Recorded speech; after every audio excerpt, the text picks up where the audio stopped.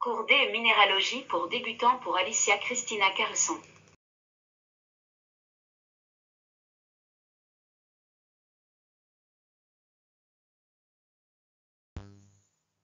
Forme et structure externe. L'habitude cristalline décrit la forme et la taille tridimensionnelle dans laquelle les cristaux individuels se développent. En raison des conditions de température, de pression et d'espace-temps qui existent là où les minéraux cristallisent, ils développeront diverses formes et tailles.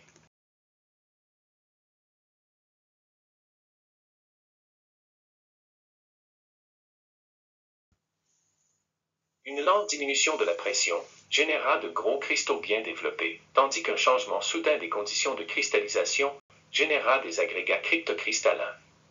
En revanche, si les solutions génératrices sont denses, de nombreux germes cristallins peuvent surgir, qui donneront naissance à des structures radiales de différents types.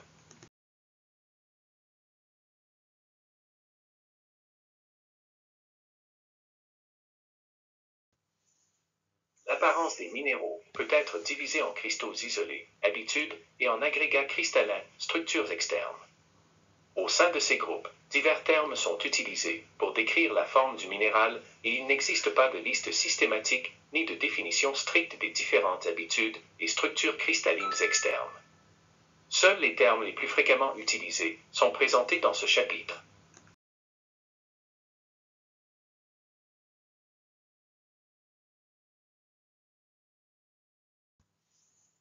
Habitude, colonne, le cristal s'est développé davantage dans une direction. Aciculaire, le cristal s'est développé davantage dans une direction, se terminant par une pointe ressemblant à des aiguilles. Dans la figure suivante, vous pouvez voir A. Quelques petits cristaux du groupe des apatites, ils sont transparents, poussés en forme de colonne sur un cristal de quartz. B. Des cristaux aciculaires vert dentelérite sont représentés entrecoupés d'atacamites.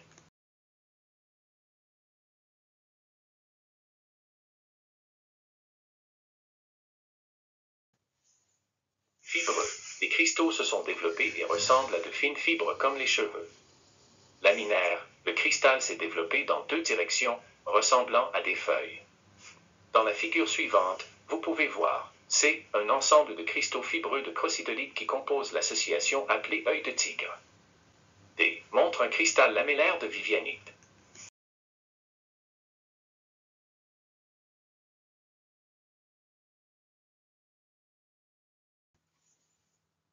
La taille des cristaux est très variée et peut aller de cristaux gigantesques mesurant des mètres de long et pesant des tonnes, jusqu'à des crypto-cristaux mesurant des microns de long. Le plus courant est qu'ils peuvent être vus à l'œil nu, ou qu'ils ne peuvent être distingués qu'à la loupe et on les appelle alors microcristaux.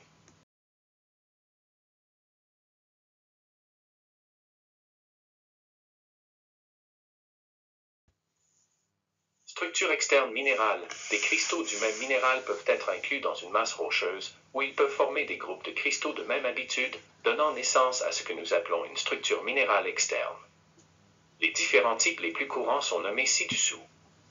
Massif, la taille des cristaux qui composent l'échantillon, est très petite et ne peut être distinguée à l'œil nu.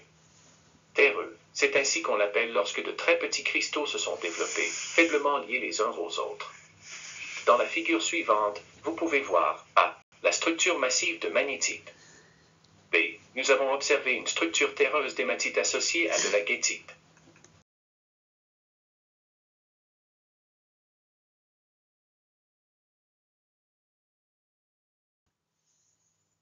Réticulaires, ils sont un ensemble de fins cristaux allongés, formant un réseau.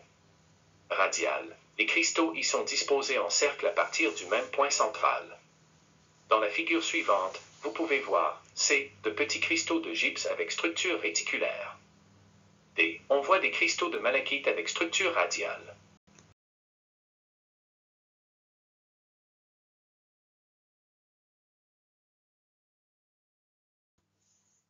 Dendritique, cette structure est composée de très petits cristaux ressemblant à des branches.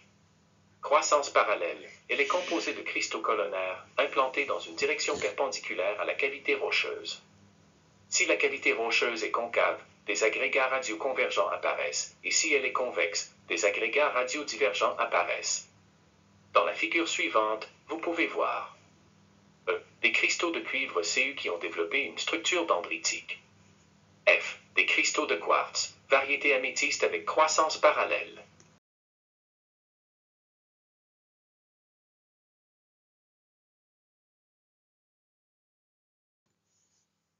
Géodes, ce sont des cavités couvertes de cristaux.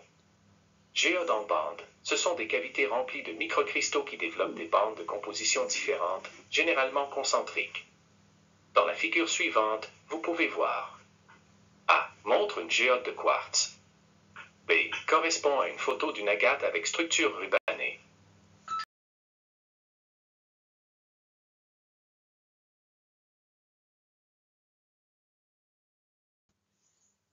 Polypes sont des agrégats microcristallins divergents qui se développent à partir d'un noyau central.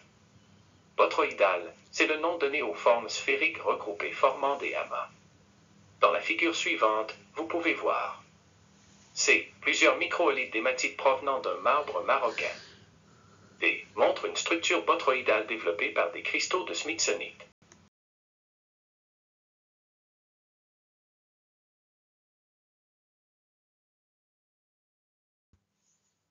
Réniformes, ce sont des formes qui se développent de manière semblable aux reins, plus allongées que dans une structure bothroïdale.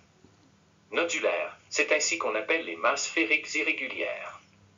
Dans la figure suivante, vous pouvez voir E. La structure nodulaire développée par des cristaux de marcassite. F. On observe la structure lenticulaire du gypse.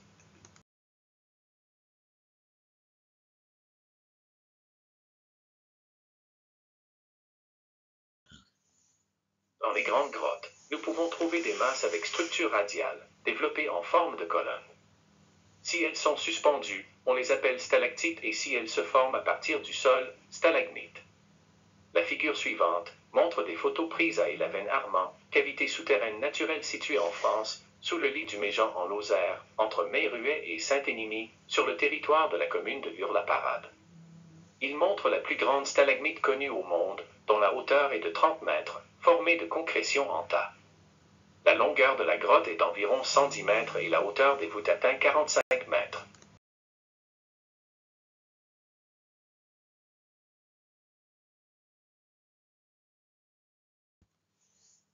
La semaine prochaine, nous verrons l'origine des minéraux. Chers étudiants, le prochain sujet sera le dernier que nous verrons dans ce cours. Bientôt le livre est édité en papier et e-book sur Amazon.